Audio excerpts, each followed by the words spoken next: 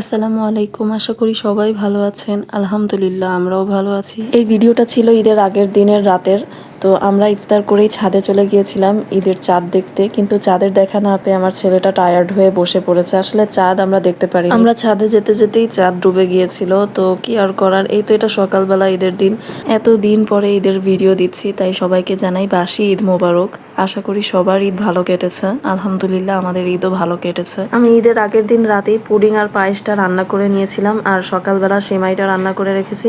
তো এই তো ওরা সবাই ঈদের নামাজ পড়ে এসে খাওয়া দাওয়া করে আবার একটু বের হচ্ছিল। সাদমানও নামাজ পড়তে গিয়েছিল, ওই সময় আমি কোনো ক্লিপ নিতে পারি নাই। আসলে সকাল থেকে রান্না বান্না নিয়ে এতটাই বেশি ব্যস্ত হয়ে পড়েছিলাম যে আর ভিডিও করার কথা মনেও ছিল না। তো ওরা বাসায় আসার পরে আমি আবার সাদমানকে একটু সেমাই খাওয়াই দিচ্ছিলাম। আমার ছেলেটা সেমাই খুবই পছন্দ করে। আর এদিকে সকালে আমি খিচুড়ি রান্না করেছিলাম, সাথে গরুর গোশটাও রাতে কষায় রেখেছিলাম, সকালে খালি পানি দিয়ে ঝোল করে নিয়েছিলাম। আর খিচুড়ির সাথে কিন্তু ইলিশ মাছ ভাজি আর সালাদও ছিল। তো এই তো সকালে প্রায় সবারই খাওয়া শেষ হয়ে গিয়েছে। এত রান্না বান্নার মাঝে আমার কেন জানি সকালে খেতেই ইচ্ছে করছিল না। তো আমি এই ফাঁকে দুপুরের খাবারগুলো রান্না করে ফেলি। রোস্ট, পোলাও, সাথে কাবাবও ভেজেছিলাম। আর এখানে এই যে টেবিল রেডি করা হচ্ছে, দুপুরে গেস্ট এসেছিল আমাদের বাসায়, তাদের জন্য। তো সন্ধ্যার পরে প্রায় 8টা সাড়ে 8টার দিকে আমরা একটু বের হয়েছিলাম ঘুরতে। তো সাদমানকেই শুধু নেওয়া হয়েছিল, সারা যায় নাই। সাদমান তো সেই যে দুপুরে ঘুম দিয়েছে, এক ঘুমে বিকালে উঠছে। ওকে একটু কিছু খাওয়ায় আমরা রাতে বের হয়ে যাই বাহিরে।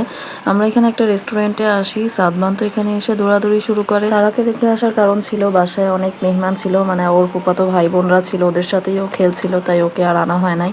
এদিকে বাহিরে ঈদের দিন রাতে এত বেশি রাশ ছিল, এত মানুষ ছিল, মানে খুব ডিফিকাল্ট হয়ে গেছিল জায়গা পাওয়া। আমরা এর আগে একটা রেস্টুরেন্ট ঘুরে এসে সেখানে জায়গা না পেয়ে এখানে চলে আসি। আর এখানেও অনেক ভিড় ছিল, আমরা কিছুক্ষণ ওয়েট করেছি। সাদমানের নজরে কোনোভাবে এই গাড়িটা পড়ে গেছে, তো ও এই গাড়িটা নিয়ে খেলা শুরু করেছে। আমাদের পেট মোটামুটি ভরাই ছিল, তো আমরা একটা পিৎজা নিয়েছিলাম। এই পিৎজাটা খুবই মজা ছিল। তো আমরা দুইজন বলা বলি করছিলাম, সারা যদি কোনোভাবে টের পায় আমরা বাইরে এসে ওকে ছাড়া পিৎজা খাচ্ছি তো খবর আছে। তো এই তো আমরা ঘোরাঘুরি করে বাসায় চলে আসছি। আজকের ভিডিওটা এই পর্যন্তই। সবাই দোয়া করবেন। আল্লাহ হাফেজ।